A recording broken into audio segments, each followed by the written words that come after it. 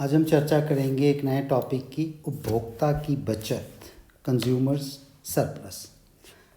अब ये जो उपभोक्ता की बचत है, ये अवधारणा सबसे पहले एक फ्रांसीसी अर्थशास्त्री थे, ड्यूपिट, DUPIT।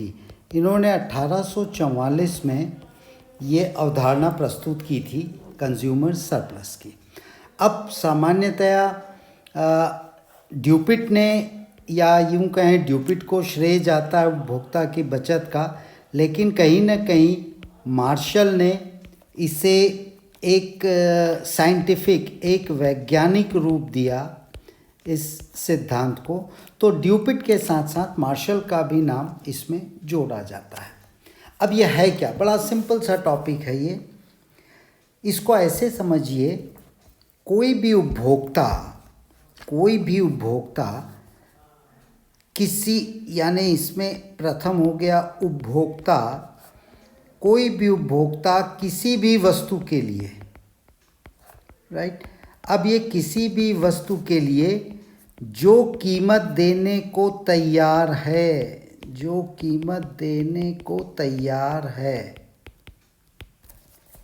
एक उपभोक्ता किसी वस्तु के लिए एक कीमत देने को तैयार है।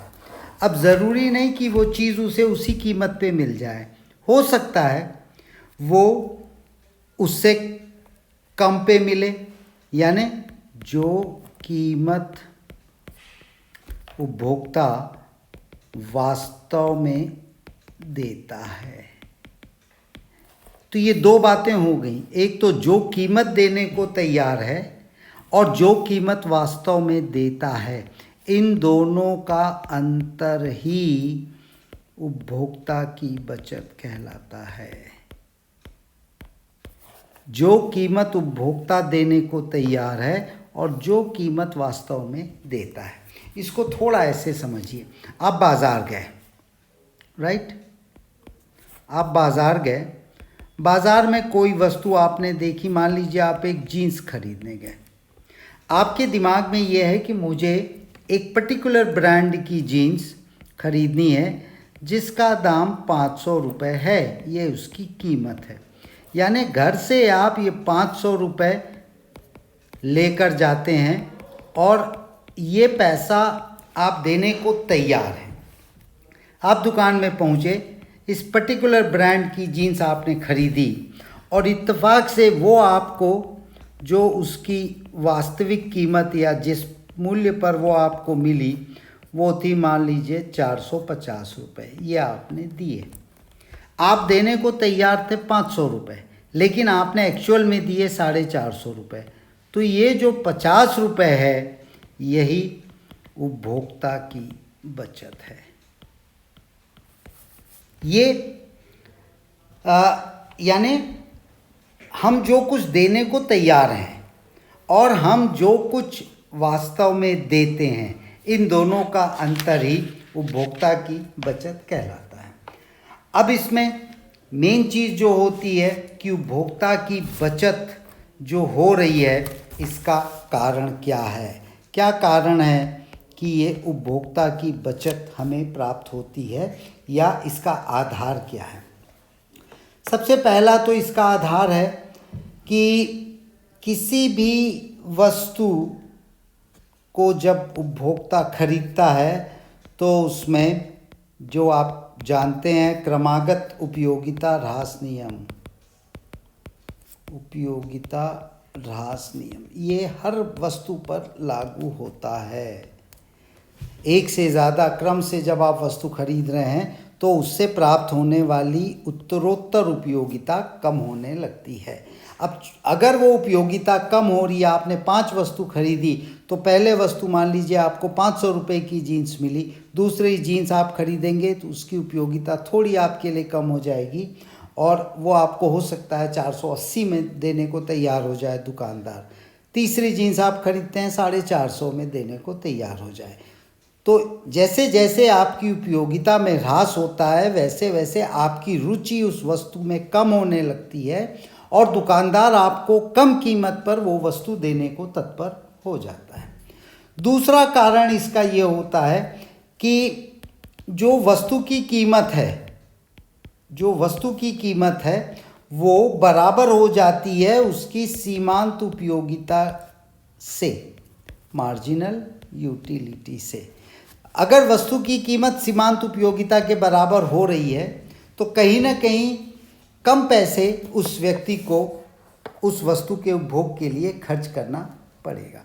मुख्यतः ये दो कारण हैं जिसकी वजह से ये नियम लागू होता है।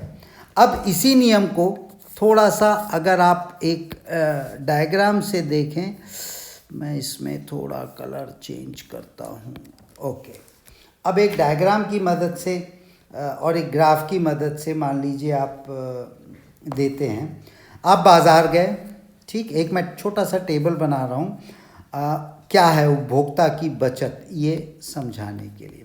आप बाज़ार गए, आपने 5 वस्तु खरीदी, 1 2 3 4 5, कोई भी वस्तु, ये वस्तु है मान लीजिए X। अब पहली वस्तु जो आपने खरीदी, यानी पहली वस्तु जो आपने खरीदी उसके लिए आप सबसे ज़्यादा पैसे देने को तैयार होंगे। मान लो उसके लिए आपने दिया 50 रुपये, ये कीमत है X की कीमत। अब दूसरी वस्तु जैसे ही आप खरीदते हैं आपकी सीमांत उपयोगिता कम हो जाती है, तो आपकी रुचि नहीं है तो आपको वो वस्तु 40 पे भी मिल सकती है। तीसरी वस्तु पर आते आते दाम और कम होगा, चौथी वस्तु पे 20, और मान लो 5वीं वस्तु पे आते आते आपको वो वस्तु 10 रुपये में प्राप्त हो जाती है। अब एक्चुअल में अगर आप देखें तो उस वस्तु की कीमत कितनी है, अगर आप देखें उस वस्तु की एक्चुअल जो सीमांत उपयोगिता है या जो वस्तु की मार्जिनल यूटिलिटी, सीमांत उपयोगिता मान लीजिए है 10 रुपये है सभी वस्तुओं की, ठीक। अब यहाँ पर आपको बचत क्या हो रही है, आप 50 रुपये देने को तैयार हैं लेकिन वो वस्तु आपको 10 रुपये में मिल रही है, यानी 50 ऋण 10, यहाँ आपको 40 रुपये की बचत हुई। ठीक इसी प्रकार यहाँ आपको 30 रुपये की, यहाँ 20 रुपये की, 10 रुपये की, और अंतिम वस्तु जहाँ सीमांत उपयोगिता और वस्तु की कीमत बराबर है वहाँ आपको 0 जो है वो बचत प्राप्त होगी। इसी को अगर आप डायग्राम से बनाते हैं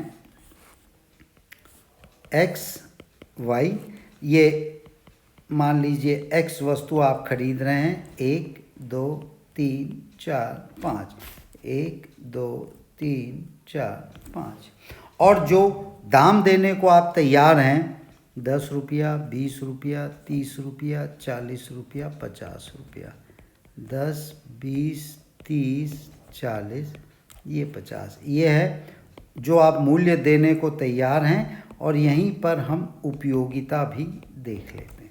पहली वस्तु के लिए आप देने को तैयार हैं 50 रुपये, यानी इतना आप त्याग करने को तैयार हैं, ये वाला। दूसरी वस्तु आप देखिए यहाँ पे 40 रुपये आप देते हैं, तीसरी वस्तु 30 रुपये देते हैं, चौथी वस्तु आप 20 रुपये देते हैं, और 5वीं वस्तु आपने दी 10 रुपये, राइट। अब यहाँ पर जो ये आप ये कह सकते हैं कि ये जो सीमांत 5वीं वस्तु है जहाँ सीमांत उपयोगिता वस्तु की कीमत के बराबर हो जाती है, ऐसी स्थिति में उपभोक्ता की बचत 0 हो जाती है। अब यहाँ पहले वस्तु में उपभोक्ता की बचत है 40, दूसरे में 30, तीसरे में 20, चौथे में 10, यानी और 5वें में 0। यहाँ पर 0 है, यहाँ 10 बचत, 20 30 और ये 40 है। तो ये जो शेडेड पोर्शन बताया गया है और ये कुछ नहीं है, यही है उपभोक्ता की बचत। और इस ये मैंने कुछ नहीं किया है, केवल इस डायग्राम को यहाँ ग्राफ में मैंने उतार दिया है। अब ये तो हो गया उपभोक्ता की बचत। अब उपभोक्ता की बचत एक्चुअली जैसे कि उपयोगिता को नापना बड़ा कठिन होता है, वैसे ही इस बचत को नापना भी थोड़ा कठिन माना जाता है, राइट। अब दूसरी बात, अब हमें ये देख सकते, अब हमें थोड़ा सा ये देखना पड़ेगा कि भाई ये उपभोक्ता की बचत है, इसका महत्व क्या है, ये इम्पॉर्टेंट क्यों है इतना। जब मार्शल ने इसकी वैज्ञानिक अवधारणा दी तो ये महत्वपूर्ण क्यों है, थोड़ा सा इसको हम देख लेते हैं। अब इसमें अगर आप देखें सैद्धांतिक महत्व और व्यावहारिक महत्व की जब हम बात करते हैं, सैद्धांतिक महत्व में मेन आपको जहाँ ये समझना है, यहाँ पर उपयोग मूल्य और विनियोग मूल्य में अंतर, ये दो चीज़ें आपको समझनी है। उपयोग मूल्य और विनिमय एक्सचेंज। उपयोग मूल्य यानी जिसको आप कह सकते हैं वैल्यू इन यूज़, और ये हो गया वैल्यू इन एक्सचेंज। ये दो का अंतर आपको समझना है। अब सामान्य ज़िंदगी में बहुत सारी वस्तुएं हैं जिनका उपयोग मूल्य बहुत अधिक है, यानी उपयोग मूल्य बहुत अधिक है लेकिन एक्चुअल विनिमय मूल्य बड़ा कम है, यानी जिसके लिए हमें बहुत कम पैसा देना पड़ता है। उदाहरण के लिए माचिस, ओके, माचिस का उपयोग मूल्य बहुत ज़्यादा है लेकिन विनिमय मूल्य क्या है इसका, बहुत कम है। ये एक एग्जाम्पल ले रहा हूँ। न्यूज़पेपर आप ले लीजिए, अखबार। न्यूज़पेपर का भी उपयोग मूल्य बहुत ज़्यादा है लेकिन विनिमय मूल्य आपको 2 रुपये में विनिमय मूल्य ये बहुत कम है। अब होता क्या है कि ये ऐसी वस्तुएं हैं, माचिस या न्यूज़पेपर या इस तरह की चीज़ें, जिनके लिए उपभोक्ता अधिक मूल्य देने को तैयार है। क्यों? उपयोग मूल्य इनका बहुत ज़्यादा है, ज़्यादा देने को तैयार है, लेकिन विनिमय मूल्य बहुत कम है, यानी देता वो बहुत कम है। ऐसी वस्तुओं में उपभोक्ता की बचत जो होती है वो सर्वाधिक होती है। इस चीज़ को आपको समझना है।